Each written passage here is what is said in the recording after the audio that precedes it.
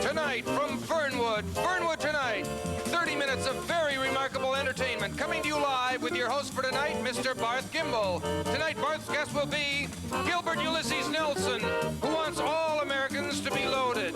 Mr. and Mrs. Willis Craig to explain why they scream when they kiss. And happy kind in the Mirth Makers and me, I'm Jerry Hubbard. And now, your host and mine, Mr. Barth Kimball.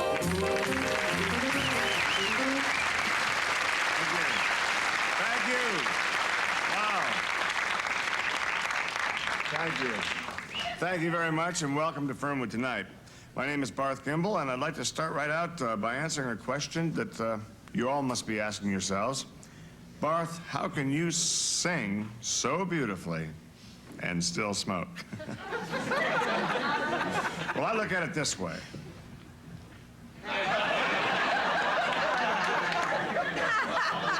Just a little humor to start the show. Seriously, I look at it this way. Anyone can quit. It takes a man to face terminal lung disease. And I am a man, obviously, and I'm also a smoker, as many of you non-smokers are kind enough to mention in your hastily scribbled notes and memos. Okay, maybe it's not the most pleasant habit in the world, but the world wouldn't be the same without it. Now, I don't begrudge the non-smoking addict their right to have certain well-defined areas where smoking is taboo. But these simpering do-gooders, many of them nothing more than reform smokers themselves, are toying with the extinction of much that's very, very beautiful about the American way of life. I mean that. I don't think anyone in their right minds would pay, for instance, $125 to see a heavyweight boxing match between Muhammad Ali and someone named Chewing Gum Joe Frazier. You see my point? Getting serious, even more so, our financially ailing railroads would go into the tunnel for good if it weren't for the smoking car, okay? And our planes would be so clumsily balanced they probably wouldn't even be able to get off the ground if the smoking sections were suddenly removed with an acetylene torch. I hope I never go to a poker party where the guys are all sitting around drinking beer, you know, and sucking on Tic Tacs. Just not the same thing. Let me ask you, how long would a dish full of mixed nuts last in the waiting room of a maternity ward, huh? There's another good point. And where is the basic human dignity in a convicted murderer taking the long walk down the long hall toward the big sleep, and at the last minute he's offered, hey, would you like a final Snickers bar? It's not the same. So to all of you who keep writing in and saying, Barth, you shouldn't smoke. Hey, Barth, you shouldn't smoke. Stop smoking, Barth. Okay. Why don't you nice folks just save yourselves the 13 cents for that stamp? Right. And just take those letters, crumple them up into little balls, and put them in your ashtray since you're not using them for the right reasons anyway, okay? I'm sorry, I don't mean to, get this way. I'm sorry if it seems harsh, but I just don't want to live in a country where on a romantic evening over a candlelight dinner, you turn your radio on for some soft music, and what you get is, you get Tony Bennett singing, Gum Gets in Your Eyes. It's not the same thing. Okay, I've said my piece, I've had my cigarettes, so now let's get this show on the road. Very well put, Barth. I support your whole stand on the cigarette thing. We have an ideal situation here. Barth is a smoker. That's right. He has his smoking section. I myself am not a smoker. This is called our non-smoking section. That's right. And this way mine doesn't bother you one bit. Not at all. And do you mind if I don't smoke? I'm used to it.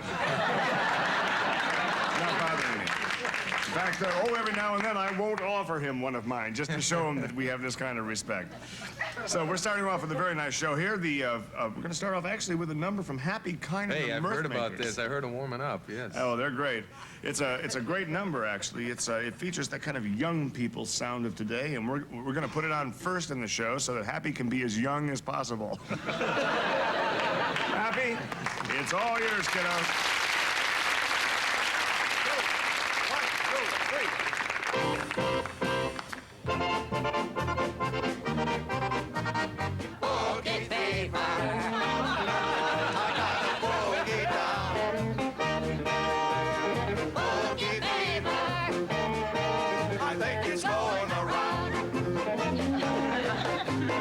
took my baby to the drive-in show. She turned the speaker down kinda low. Then she turned on the radio. I watched the silent movie taking boogie down. She's got the boogie fever. Got the boogie down. Boogie fever. I think it's going around.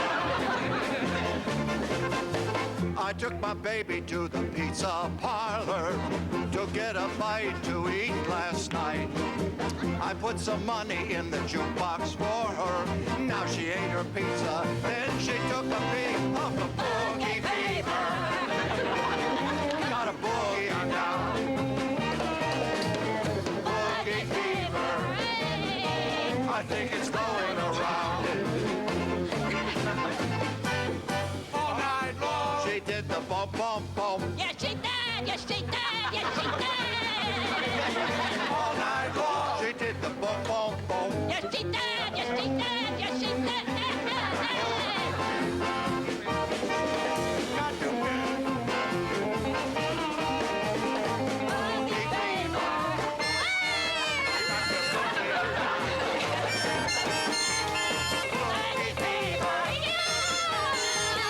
Going around.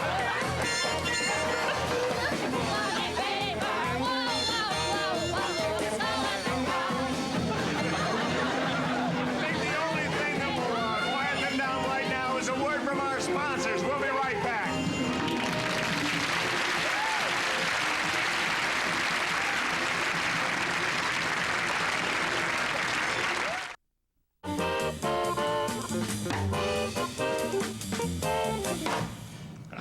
Happy Kind in the orchestra. Let's have a nice hand for the Mirth Makers.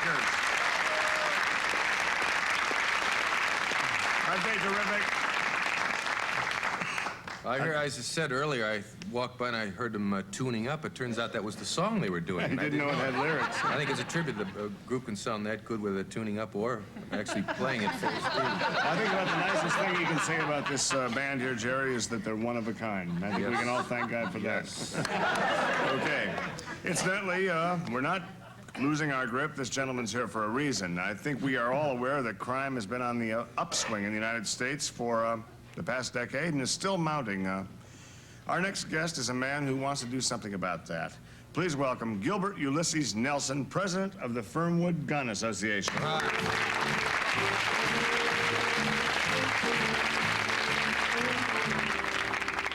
Thank you. Mr. Nelson, we've got crime. Yes, The probably whole nation. a lot more than we need, too. Absolutely. The whole nation's got crime.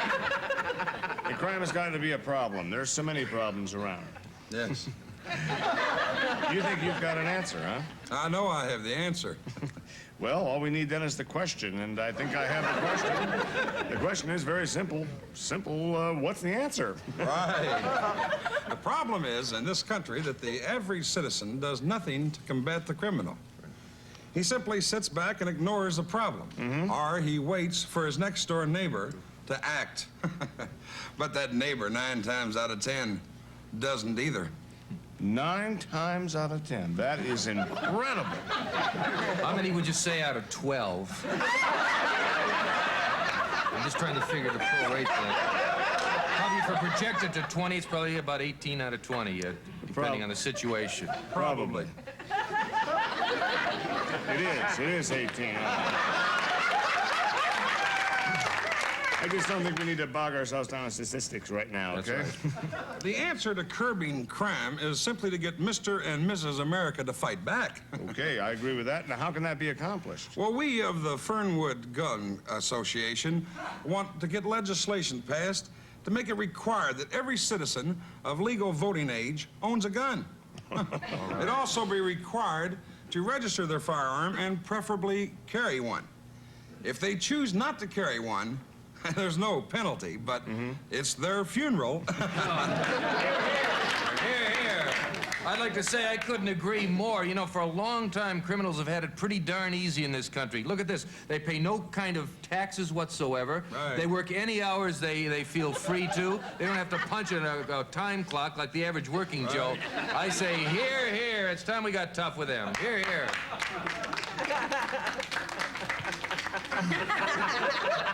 Okay, so we arm all of those of voting age. There's your thought.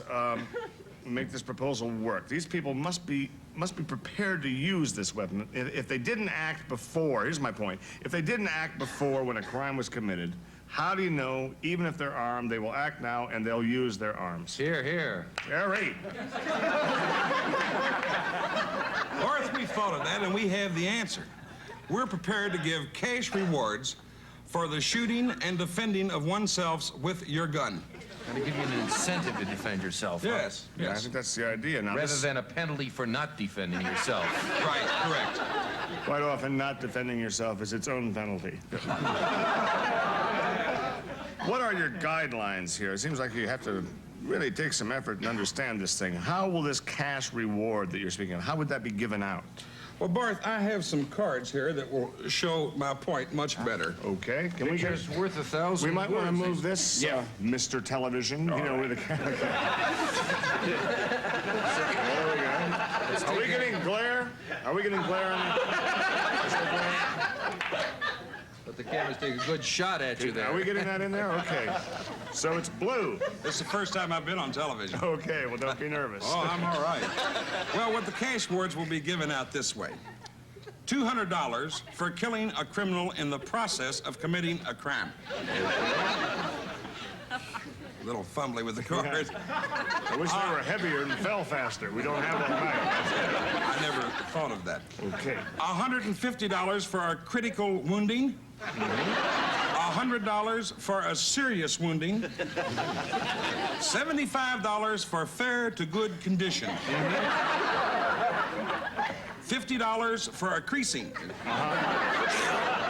Flesh wound, something like Sort that. of a gun joke we do. You guys must have fun down at those smokers. There's humor in guns. And of course, $12.50 for a good pistol whipping. That's wonderful. Now, as I see it here, you know, unless you really got lucky, you couldn't really support yourself on this. You'd have to have a regular job, a daytime job. Yes, Jerry, you would have to have a regular job. And I'm always interested in the term good condition after someone's been shot 3 or 4 times. The reports say they're in good condition. You know, I work out every day of my life, and I don't really consider myself in good condition. Here's some criminal with 4 shots in him, and he's considered in good condition. Makes you wonder if you're living the right kind of life. I thank you for dropping by. I'm sure someone might be interested in your idea. The average American now can take care of crime in the streets and put a little cash in his pocket. Right. Sounds pretty good. Good idea. We'll be right back after these important words. Don't go away.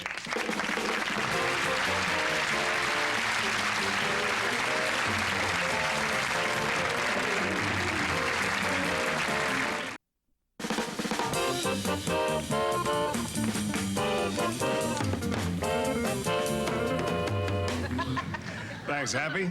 We're back with my guests, these people. You know, we've all read about the strange and amazing medical cases in Reader's Digest, National Enquirer. You read those things, wild, wild cases. My next guests are possibly the 2 most curious medical studies of the recent years, I think. They both suffer from constant, unbearable pain. That must be unbearable. And apparently doctors have found no origin of the darn thing or a cure. And say they met in therapy, they got married, and now they share their pain with each other, as so many marriages do. Tonight they're here to share their painful story with us. Please welcome Mr. and Mrs. Willis Craig.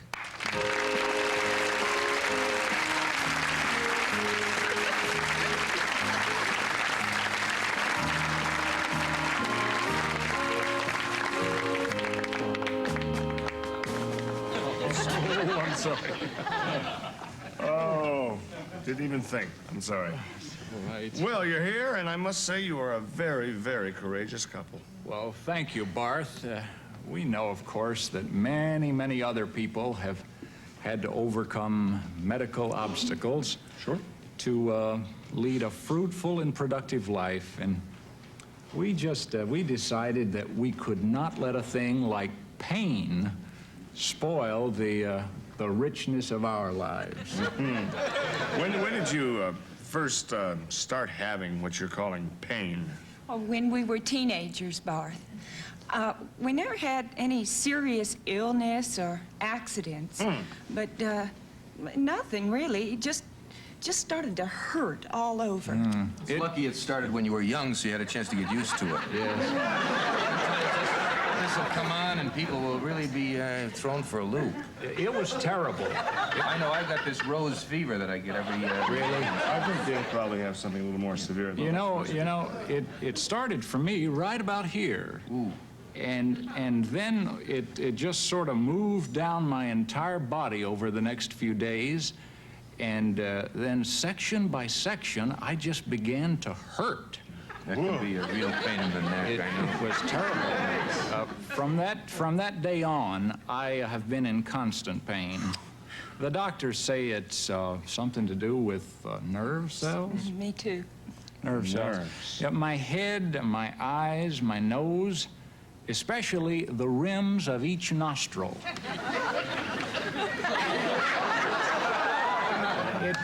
It seems that the rims of things hurt the most. And they look normal. That's amazing. I had pain between each of my fingers, plus the fingers themselves. But it's so painful that I don't even notice it anymore. It just, I just am in pain and hurt inside and out all the time. Be darned. As for myself, I can't tell you how sorry I am I just crossed my legs. Didn't even think of that. The pressure of one leg on the other is, well, how can I put it? It's just, Excruciating? that's the word. Okay. Darling, you think you could help me unfold my leg here? There you go. Boy, it hurts to watch you, and yet in a way, it's wonderful to see the way you care for each other. It's just incredible, isn't That's right. It makes you appreciate that you don't hurt or relatively don't hurt. Does it hurt you when you just go out walking in the street? Oh, yes. Does it hurt you if you go out walking to a grocery store? Yes, that hurts, What if you go too. out to get a newspaper? That hurts. What if you go to a restaurant to eat? That's the worst. Really? What if you go out just walking around aimlessly with no place to go? Can you possibly describe the type of pain? There are all sorts of different kinds of pain. There's the pain, for instance, the pain of being canceled. There's the pain of nuclear attack that very few of us have suffered, thank gosh, you know. But exactly what is your pain like? Well, I could give you some idea, I suppose. If you could imagine a scoop of hard frozen pistachio ice cream being pressed into an open tooth cavity. That's the way I feel 24 hours a day. Or sandpapering the inside of your eyelids? I've been there. Yeah. I mean, it's easy to kind of smile about it. You have a... Well... Boy. Pulling the hair out of your head piece by piece. Yeah, that, of course, would be one. Yeah. That's another one. I bet you sit around and just think up all kind of... Having your mouth laced shut. That good smart. Yes. Excuse me, Willis, have the doctors been able to do anything for you at all? Oh, they have taken hundreds of tests, Bart. Oh, Good. sure. But And hundreds of dollars, too, I'll imagine. I'll declare, I tell you, I have had electric shock. I have been prodded with needles. I've had, what is that Chinese thing? Acupuncture. Acupuncture. I've had all that. Well, that stuff's supposed to work wonders. Did they help at all? No, that stuff really hurts. Listen, I have to ask you the question I think everyone's asking themselves about you. Do you have any kids? Yes. 2 boys. They're adopted. Oh, all right. That answers the second question, I think. Because I guess childbirth would be sort of out of the question for you, Mrs. Chris. Kissing is out of the question. Not to mention... Yeah, we don't mention that. The little lady here gets sore lips from kissing. Oh, boy. You two have just been an inspiration, I think, and I hope the inspiration has caught on to other people. I think you're right on that, Barth, and these people are so brave. I think it wouldn't hurt to bring a little cheer, a little happiness into their life. And you know how we could do it? Happy to have that song. Why don't we play a song? We can sing along. The audience can help us out. You two help us, too. At times you have to love it, I swear. If you're happy and you know it, clap your hands. Come on, you two, join in. I said everyone. If you know it, clap your hands. Everybody, come on, join in. You're happy and you know it, and you have no way to show it. If you're happy and you know it, clap your hands. If you're happy and you know it, clap your hands. Come on, Jay, join it. If you're happy and you know it, clap your hands. Jerry,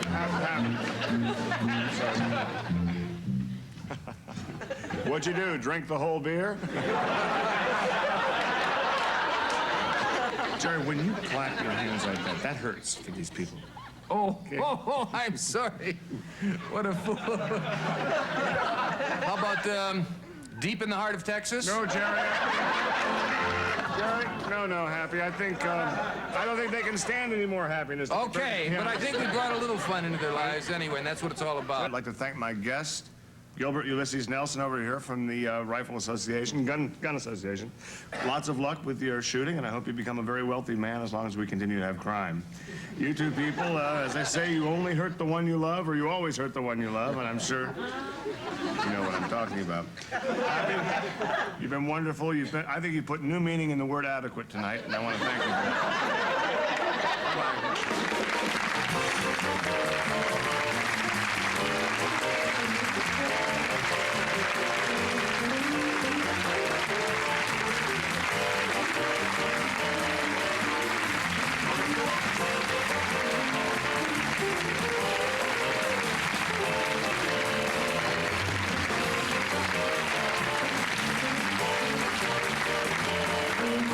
Also appearing on tonight's show were Frank Link as Gilbert Ulysses Nelson, Will Gerard as Mr. Willis Craig, and Hillary Bean as Mrs. Willis Craig.